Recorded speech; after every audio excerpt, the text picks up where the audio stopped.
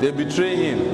But from that time, we knew where to stand when it is time to stand on the side of the people. He wouldn't even remember Abiola. Instead of choosing June 12 as Democracy Day, he went and created his own May 29 as Democracy Day. When your man hello, my comes to wonderful power ones. Thank next you and year, welcome. Good day, June good evening, good afternoon, depending on the time you are getting this information. Democracy Day that gave birth to sorrow and tears. Mr. Buhari Alawaraju, thank you very much for joining us at this point. Democracy in Nigeria has become a temple of injustice, where powerful people take over what belongs to the majority by using security agents as a tool to create fear in the heart of the oppressed people. Nigeria democracy since its emergence has been fluctuating like faulty electricity that has no control. A democracy and a country with more than 200 ethnic groups has been struggling to build national unity, but the incompetent and desperate rulers instigate the struggle with hate, religion, and tribalism. My fellow Nigerians, no doubt the idea of national unity in this country has collapsed.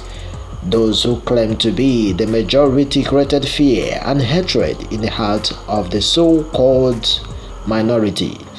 Nigeria as a country, has never witnessed true democracy due to injustice, killings of innocent citizens, corruption unshared in by the political class, electoral malpractice, shrinking civil liberties, and the heavy monetization of the judiciary.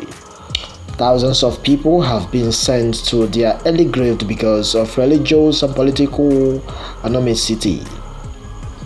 A brutal civil war of 1967 plunged the country into cohort, and those cohorts remain untreated till date.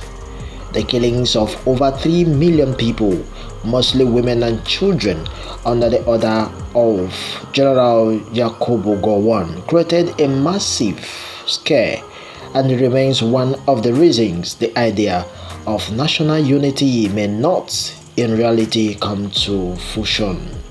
The implication is that the country will remain divided as a result of a war and several other injustices carefully articulated by the British government of advanced and isolated its economic interests in Nigeria. The June 12, 1993 election, which should have untimely united the country, was unjustly annulled. The people responding through a struggle that sparked different reactions across the country as citizens fought for the soul of their nation. The refusal to officially recognize Mazi Nnamdi Kanu, the winner of the winner of June 12 election, created a division where Nigerians staged protests across the country. My fellow Nigerians, the refusal to officially recognize MKO, the winner of the June 12 election, created a division where Nigerians staged protests across the country. The tyrannical regime of General Ibrahim Babangida, who made corruption a business enterprise in Nigeria, promised a traditional government from military rule to democracy but failed to do so.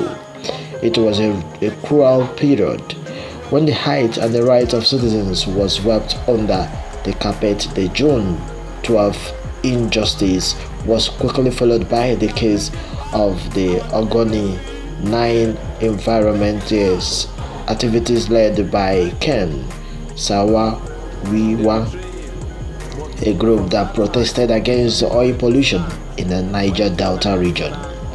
They were executed on turned-up charges without the silent recruits of fear hearing. Democracy of sorrow and tears. There is the inner ethnic war that has killed hundreds of people in southern Kaduna, where the unchill nomadic Fulani herdsmen rape and slaughter innocent people in cold blood. Meanwhile, here is a country where parents watch how the nomadic has his men rape their daughters. A country where a husband watches how those massacres almost and rape their wife. This is also a country where children witness how their parents are butchered in death. Thousands of people have left their ancestral homes because of fear of the unknown, and many have been rendered homeless because of insecurity. The government continues to fail to protect the lives and properties of its citizens. Our economic instability creates social vices in our communities, and thousands of Nigerian youths have become frustrated and kidnapped, and meanwhile many have been because of government fail to create employment for them. Here is a country that claimed to be the giant of Africa, yet a graduate who has a first class become an Okada rider because of a failed system that only favors and empowers the rich. More than 220 million Nigerian children do not have the opportunity to attend school, and that is the highest rate in the world. Nigerian rulers made education unattractive to the people while their world are sent abroad to study. This is done deliberately to run public schools so that the private schools may have patronage.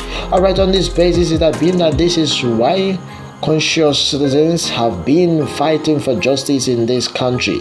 People like Omoyele Sowore, a frontline freedom fighter who for over 3 decades has been fighting for the masses. Sowore was subjected to humiliation, was harassed, poisoned, and kidnapped in the middle of the night because he was calling for a revolution that would have brought about economic prosperity for all. He was incarcerated for several months, and they denied him the right to see his family. His passport was seized, yet they kept tormenting him because he was constantly on the side of the oppressed people. Chief Sunday Igboho, an activist who called for the creation of Yoruba Nation, was arrested and jailed in a neighboring country on the order of the dictator Buhari's regime. Sunday Igboho's house was criminally invaded by members of the State Security Service who allegedly killed several people during the criminal invasion, while several others were arbitrarily arrested in the Gestapo style. Mazi Nnamdi Kanu, a pro-Biafra agitator who believed in the struggle for liberty for his people, was extraordinarily renditioned to Nigeria by Buhari dictatorship.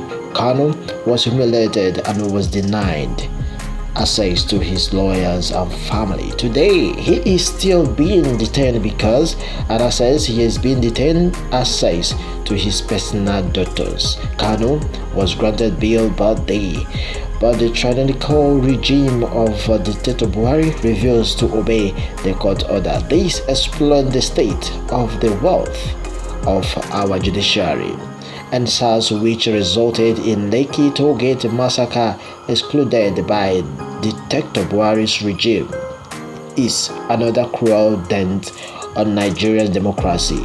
Young people granted to put a stop to extrajudicial killings, harassment, extortion, and illegal arrests carried out by the Nigerian police agent in the youth. For those reasons, they were brutally murdered by their own government for resisting extrajudicial killings. In Nigeria today, social injustice means powerful people using their connection to oppress citizens who dare to question their abnormality in the society. This is partly how security agents are used as a tool to oppress the people. Right now, Nigeria is bleeding internally and dying.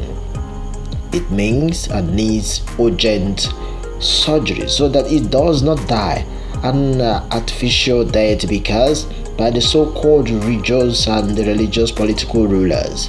President Tinubu should know that this moment that a king who ushers in peace will never be forgotten, and the one who brings in turmoil and the desolation would only be remembered for same. He should make June 12 a prosperous year by freeing all the conscious prisoners starting from Omoyole, Sawore, Sunday Igboho, and Mazi Nnamdi Kanu, and should adequately compensate them for their releases. My fellow Nigerians, feel free to drop your comments right at the comment section. Thank you and God bless. They betray him, but from that time we knew where to stand when it is time to stand on the side of the people. He wouldn't even remember Abiola. Instead of choosing June 12 as Democracy Day, he went and created his own May 29 as Democracy Day. When your man comes to power next year, June 12 will become Nigeria's Democracy Day.